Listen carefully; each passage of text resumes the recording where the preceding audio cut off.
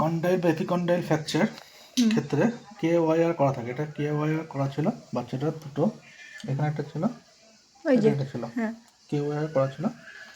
আজকে first day. There's not much to do when all I can is thinking about you. Not doing well, don't know where you are, 'cause you're not here.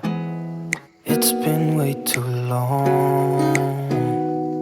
If I could lay down beside you, I would.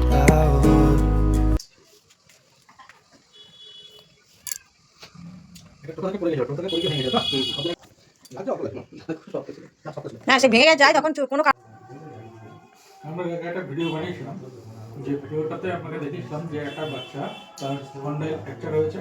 Condyle ফ্র্যাকচারে KYR করা ছিল, তার দিয়ে সেটা setting করা ছিল। তো maximum physiotherapist আছে, কিছু কিছু আছে তারা বলে যে 4 থেকে 5 দিন তারা ঠিক করে, কিন্তু তারা রেজাল্ট এখনো ফেসবুকে দেখাতে পারেনি। তো আমাদের ফেসবুক পেজ স্বাস্থ্য মাল্টিস্পেশালিটি অ্যাকুয়াটিক ফিজিওথেরাপি সেন্টার অথবা ডাক্তার তাপস কুমার সাহা PT এবং ইউটিউব চ্যানেল স্বাস্থ্য আকু ফিজিও,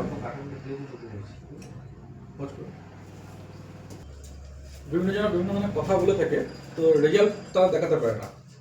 সেই জায়গা থেকে দাঁড়িয়ে আমাদের ফেসবুক পেজে আমরা যথেষ্ট রেজাল্ট পাবলিককে দেখাই, যাতে তারা যে কোনো জিনিস করার আগে তারা রেজাল্টটা দেখে নিক, যে আমি যেখানে যাচ্ছি, যে ফিজিওথেরাপি করছি বা করাচ্ছি, তারা সেখান থেকে তার আউটপুট কী আছে। একটা ছেলে 10 ঘন্টা 15 ঘন্টা পড়লো, তার পরীক্ষা খাতায় যদি 0 পায়, তাহলে সে কি ভালো স্টুডেন্ট? কখনোই না। কিন্তু কোনো স্টুডেন্ট যদি 1 ঘন্টা পড়ে এবং সে যদি 60% 70% পরীক্ষাতে নম্বর পায়, আমরা নিঃসন্দেহে তাকেই বলবো ভালো স্টুডেন্ট। তো এখানে কার্ডটা আপনারা দেখুন, সে 10 দিন হলো এখানে করেছে, আমাদের এখানে 10 দিন হলো করেছে। তো 10 দিন করার পর তার হাতটা কতটা এসেছে, কি হয়েছে না হয়েছে। বাবু হাতটা সোজা করো তো, একদম তোলো, নামো, মুখ বন্ধ নিয়ে যাও।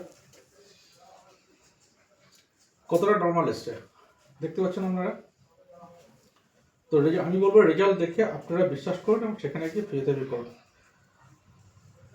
মানুষ প্রাইভেট স্কুলে বাচ্চাদেরকে কেন পড়ায়? প্রাইভেট স্কুলে বাচ্চাদেরকে পড়ায় কারণ সেখানে ভালো পড়াশোনা হয় বলে।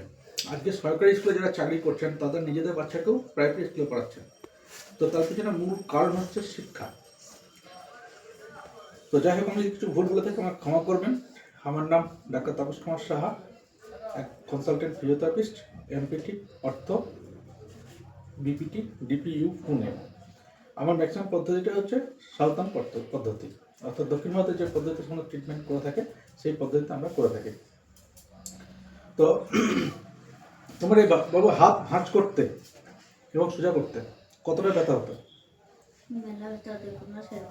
এখন আর সেরকম হয় না। তো প্রথম দিকে ব্যথা একটু বেশি হয়েছে, এখন আর সেরকম ব্যথা হয় না। কেঁদেছো তুমি? কেঁদেছো? কাঁদোনি? কোনোদিন কাঁদোনি এখানে? ঠিক তো? তুমি যে ব্যথাটা সহ্য করেছো, তোমার হাতটা সোজা হয়েছে। তুমি প্রথমে হাতটা কিরকম অবস্থায় ছিল দেখো, এরকম ছিল, এরকম ছিল তো। তো এখান থেকে হাতটা গিয়ে কতটা সোজা, সম্পূর্ণ প্রায় সোজা হয়ে গেছে। ডান হাত দিয়ে খেতে পারছো, একবার খাবারের মতো মতো নিয়ে যাও হাতটা,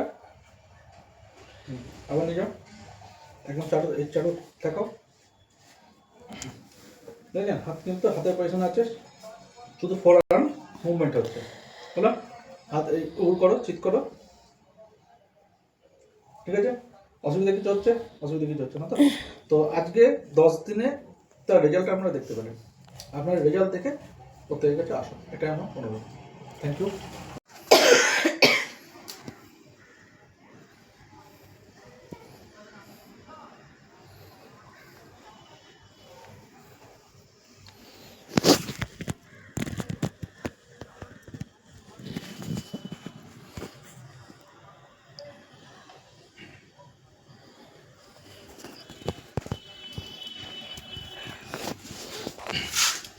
কন্ডাইল ফ্র্যাকচার বা এপিকন্ডাইল ফ্র্যাকচার, এক্ষেত্রে KYR করা ছিল।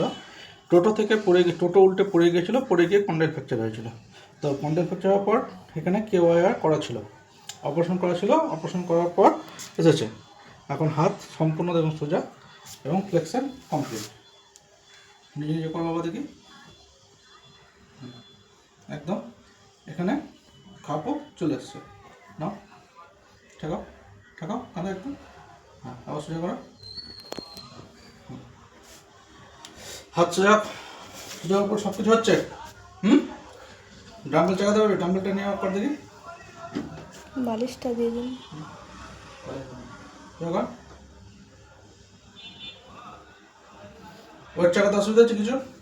হচ্ছে না তো? ওকে। আর কাজে কোনো সমস্যা হচ্ছে? লেখা, খাওয়া, মুখ পর্যন্ত আমি খাই নিয়ে হাত দেখি। কমপ্লিট। অসুবিধা কিছু নেই তো? কি নাম আছে বলো? আমার নাম আরিফ শেখ, আরিফ শেখ। কোথায় বাড়ি? কাজীপাড়া। কাজীপাড়া, তেতুগ্রাম, তাই তো? হ্যাঁ, তাহলে খাওয়া দাওয়া অন্য কিছুতে কোনো সমস্যা কিছু নাই হাতে, তাই তো? হাত সম্পূর্ণ সোজা হয়েছে এবং হাত সম্পূর্ণ ভাঁজ হচ্ছে তো? হ্যাঁ, ওকে।